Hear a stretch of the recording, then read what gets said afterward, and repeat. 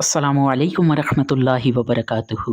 آج انشاءاللہ الکریم اس ویڈیو کے اندر ہم سنیں گے کہ قرآن و حدیث میں کن کن انبیاء و مرسلین کے معجزات کا ذکر آیا ہے۔ قرآن و حدیث میں انبیاء و مرسلین کے کثیر معجزات کا ذکر آیا ہے، جیسے حضرت صالح علیہ السلام کی اونٹنی جو پہاڑ سے نکلی تھی، حضرت موسیٰ علیہ السلام کی عصا کا سانپ بن جانا، ہاتھ کا روشن ہو جانا، پتھر پر عصا مارنے سے پانی کے چشمے جاری ہو جانا، دریا پر عصا مارنے سے اس میں خشک رستے بن جانا، حضرت عیسیٰ علیہ السلام کا دودھ پینے کے دنوں میں کلام فرمانا، مردوں کو زندہ کرنا، پیدائشی نبینا کو آنکھوں کا نور اور کوہر کے مریض کو شفا دینا، اور ہمارے آقا محمد مصطفیٰ صلی اللہ تعالیٰ علیہ وآلہ وسلم کے معجزات بے شمار ہیں، مثلا چاند کو دو ٹکڑے کرنا، سفر معراج، انگلیوں سے پانی کے چشمے جاری کر دینا، جانوروں اور لکڑی کے ستون کا کلام کرنا،